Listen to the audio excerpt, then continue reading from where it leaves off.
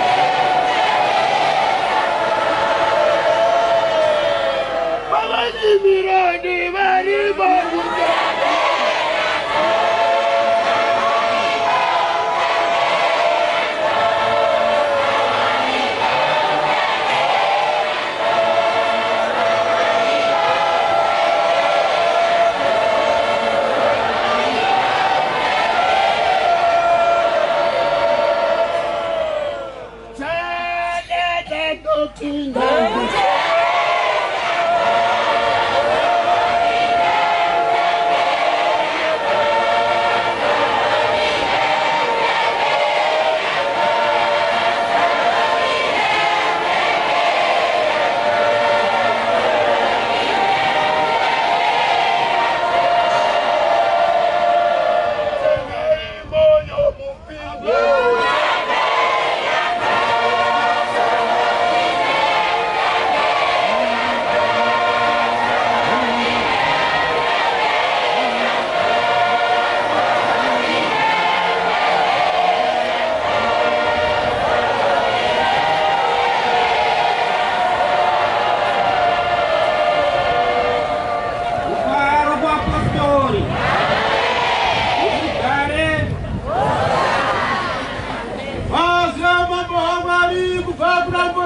Isaiah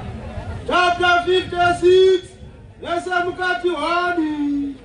vanochengetwa sabata vakaropafadzwa soro yebazi Nyararo dai kwati maskata ane sabata tinopa kutenda kutumwa Mwari gere pakati pedu anoendete Jesu avo vakatitumamirira kubva mukati menzvimbo dzedu tichiuya pano runyararo dai kwati Samba radavhura masikati anaya riri kuti vanochengeta sabata vakaropafadzwa runyararo dai kwati zuva rino ranhasi resabata izuva guru kwazvo mukati mesangano rino saka mupostora anonamata achirichengetedza achiita zvarinoda zvanzi wakaropafadzwa runyararo dai kwati zvanzi naJehovha chengetai kururamisa muite zvakarurama nokuti ruponeso rwangu rwode kusvika runyararo dai kwati mutumwa agere pakati pedu ari kuti chengetai kururamisa muchiita zvakarurama runyararo dai kwati vangani vauya panapa vari kuita zvakarurama mukati mesangano rino vangani vari kudzidzisa mhuri dzavo kuita zvinhu zvakanaka zvakarurama pamutumwa uyu runyararo dai kwati ndiro basa guru ratiinaro isisu pahana dzedu nepamhuri dzedu runyararo dai kwati kururama kwangu kwaratidzwa wakaropafadzwa munhu unoita izvozvi nomwanakomana womunhu unozvibatisisa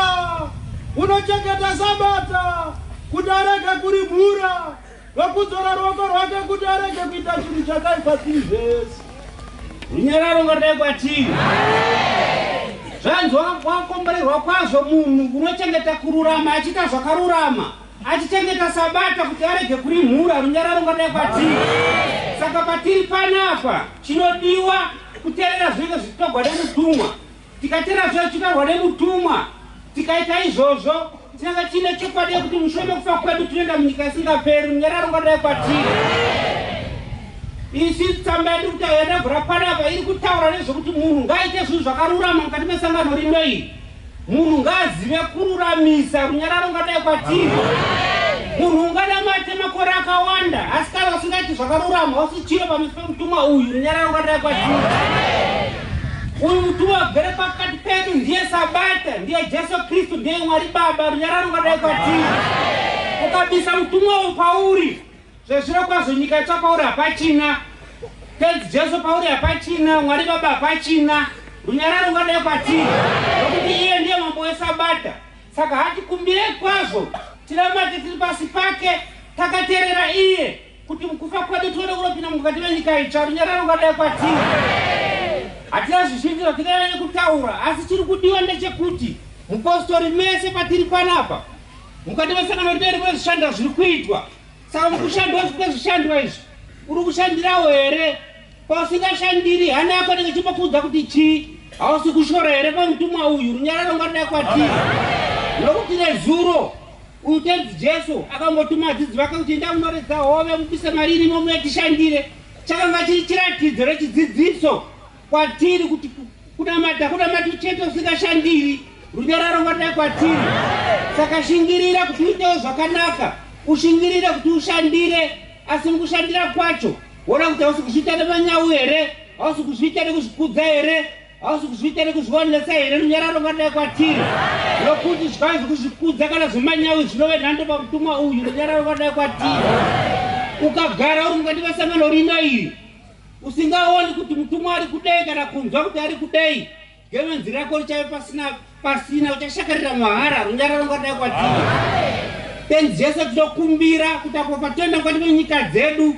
zvataona zviri kuita mukati menzvimbo ine bocha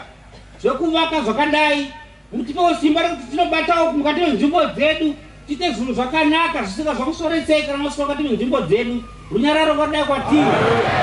Mupostori wese panenge ari anenge achiti akaona mutumwa wezvandaona baba vangu akaona mutumwa owakufara achiti akakumbira chiro anenge achiona zvichinoitika nekwanoenda runyararo ngadai kwatiri.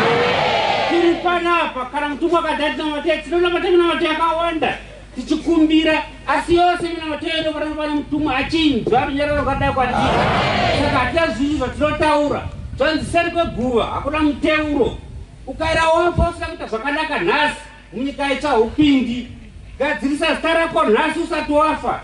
gadzirisai kudamata kwako nhasi usati wafa kuita kuti paunozofa ufe uri munhu akachera pamwoyo usingapomeri vanofa achida munyika icha runyararo ngadai kwatiri.